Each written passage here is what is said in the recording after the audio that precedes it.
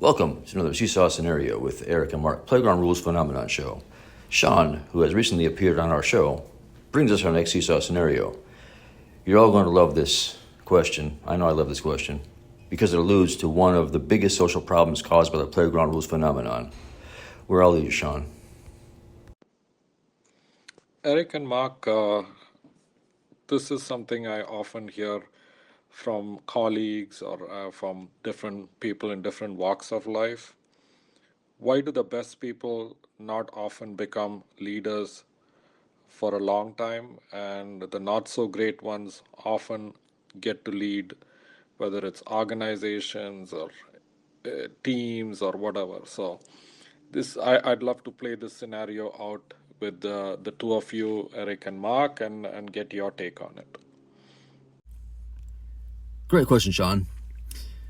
This is one of the biggest quandaries when we look at the problem through the lens of PAC priority. For new listeners, PAC priority is basically a system in which worthy leaders incorporate collective benefit into their decision-making process. Leaders that make decisions for the group and take extra care that the group, not just a few, benefits, have exercised good PAC priority. This is more clearly seen in the leadership structure of a wolf pack. The alpha of a wolf pack doesn't find themselves in that position on the merit of how cool they are, good looking they are, or how many likes or subscribes they have on their TikTok, or if they're cool.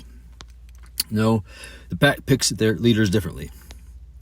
The alpha will be the strongest and will use their strength to ensure that the pack that relies on their leadership has land to live on and procreate, land to hunt, and is a safe environment from natural enemies. It's not as romantic as that, or as simple as that, but you get the point. Nature selects its leaders based on who is strong enough to do the job and actually does the job. In nature, this cannot be faked or circumvented. In fact, when the alpha starts to slip in their pack duties, they will soon be replaced.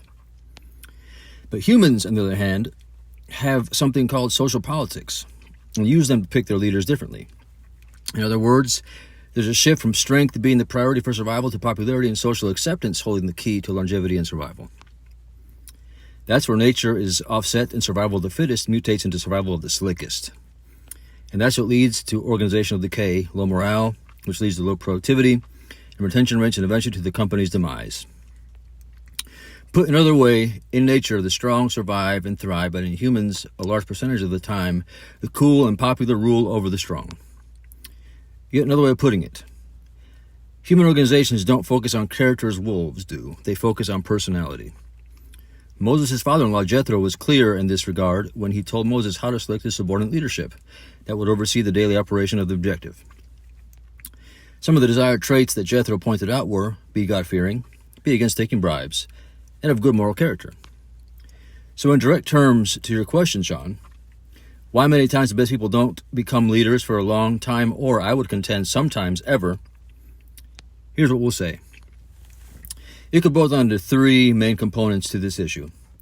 One is the value society is placed on personality over character when selecting leaders.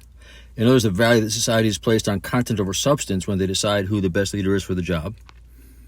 And just so we are definitely clear on the definition for our purposes here, content is socially ascribed value, while substance is the gifts, blessings, and talents you were endowed with upon creation and have spent years honing and sharpening.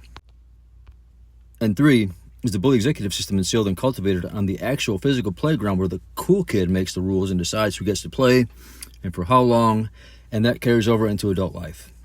The victims to that playground system dare not complain because the playground executive bully will just deny it, and witnesses thereto will pretend they didn't see or hear anything because that may put them on the radar of the bullies, and they may be the next target.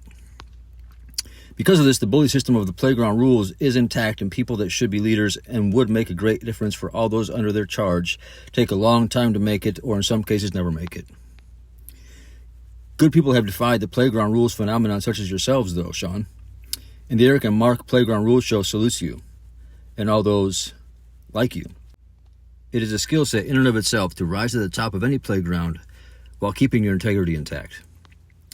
It'll be interesting to delve into that in a future seesaw scenario, with the question being, how do good people with great morals and character succeed and become transcendental organizational leaders despite the existence of the long reach of the playground rules? How say you, Mark, to this multi-pronged yet very precise question? Sean, that's a great question. And Eric, that is a very interesting answer, especially the content versus personality part that really caught my attention. So the content that we talk about, for example, on social media could be just a quick meme or a quick fix of some kind, or just kind of like slogan for the day. Not that that's ever a bad thing, but the thing is sometimes to enhance ourselves as people and to enhance our audience, we have to put in a little bit more work. And it's not always the most entertaining kind of work either. So when we talk about the playground phenomenon, we talk a lot about social injustices. And one of the things that comes in mind when we talk about content versus substance, and then we talk about personality versus character as well. So personality, a lot of times people get elevated because of personality. Hey, this is the most popular person, this is the most charming person, or this is the most, this is the funny person. So we want to keep them around, and we want to elevate them really quickly. Sometimes if we're in a leadership role of some kind, or maybe the playground executive. But the thing is that sometimes the class clown, or oftentimes the class clown, not that there's anything wrong with that, but that person is not the best person to be in a leadership role, right? So one thing that's always kind of bugged me was how quickly subject matter experts get elevated. Now, it's great to be a subject matter expert, don't get me wrong. Maybe they can even be team leads to some degree or something, or they've worked hard to get to where they're at. They know a lot. But the thing is, I don't consider somebody who's a subject matter expert necessarily to be a great leader. Now, a person can be both, but I think they're mutually exclusive. Most of the people that I have known and worked with who are actually subject matter experts were not great leaders. Morale was very low under them. They're extremely condescending. They lacked any kind of empathy in a lot of cases. They were very closed-minded. So I think that the problem with people getting elevated, to Eric's point, who shouldn't necessarily be elevated, at least not in those roles, is because society's standards are skewed on what actually is important in a leadership role. This is why a lot of times we have managers and directors and VPs who are labeled as such, and those people are not always great leaders. Your thoughts, guys? Eric, I loved your response on the pack priority example, also how animals lead with the strongest, whereas humans go with the slickest. I also like the example around content versus substance. Mark, your insights were great too, like how you contrasted personality versus character, how SMEs are not always the best leaders. I also loved your aspect of the labels, right? Often leadership is a label that most people misunderstand. You have many people are good bosses, good managers, but they're not always good leaders. Because to me, leaders is somebody who really serves the audience or the team that they're responsible for. If you're not leading them to better outcomes, then you're not truly a leader. So a lot of people think of themselves as a leader, but they're actually bosses or managers. And that's another thing that I've noticed.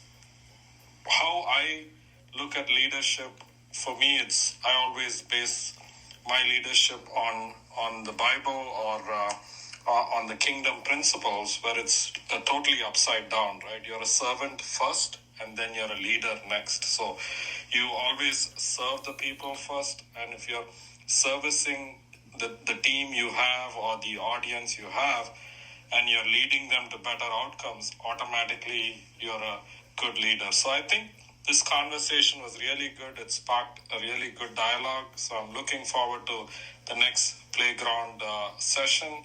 Thank you again for both your feedback, excellent commentary.